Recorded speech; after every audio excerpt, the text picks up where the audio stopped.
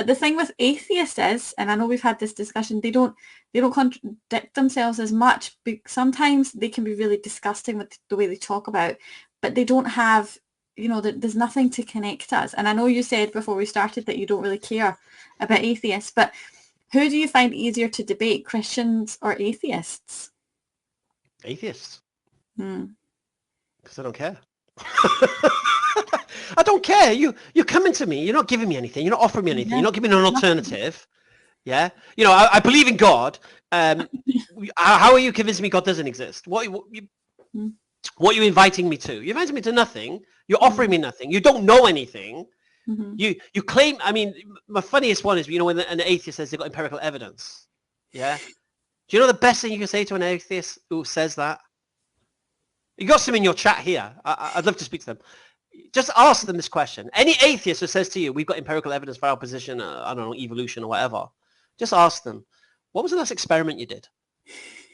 Just ask them, what was the last experiment you did? And they're like, well, I haven't done any experiments. Okay, so where's your empirical evidence? Well, this guy's done the experiments, some scientist. Okay, so your empirical evidence is now testimony of somebody else.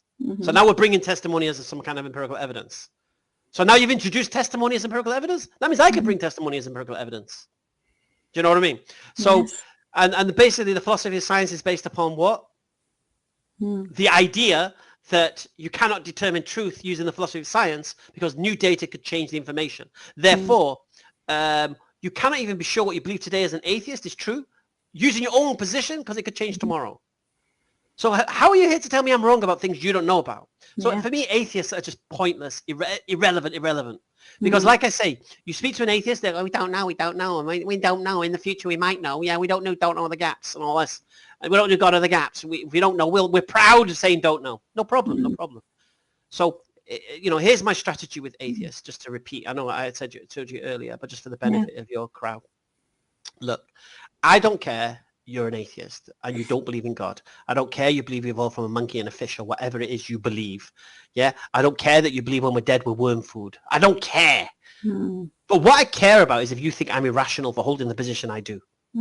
Now, if you believe I'm irrational for holding the position I do, tell me why.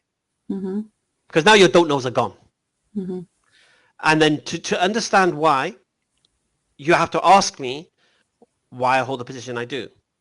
And I promise you, when they ask me that question, the answer I give drops their jaws. Drops their jaws.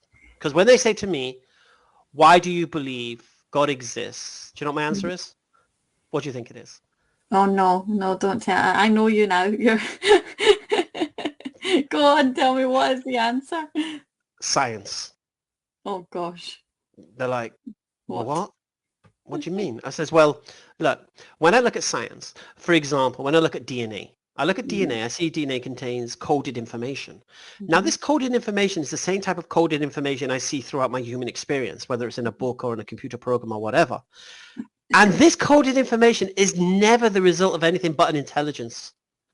Yeah, you can't get coded information based on my human experience, you can't get coded information without something intelligent behind it. So when I see this type of coded information in DNA, I have to conclude there's something intelligent behind it. Now, if you think I'm wrong for doing that, explain to me why. But they can't. No. So, and then I look at chemistry, and I look at carbon. I look at the idea that the way carbon can form, certain fine tuning has to occur. The absurdity of the probability is just impossible for me to concede. You might have the faith to accept it, but me, I can't.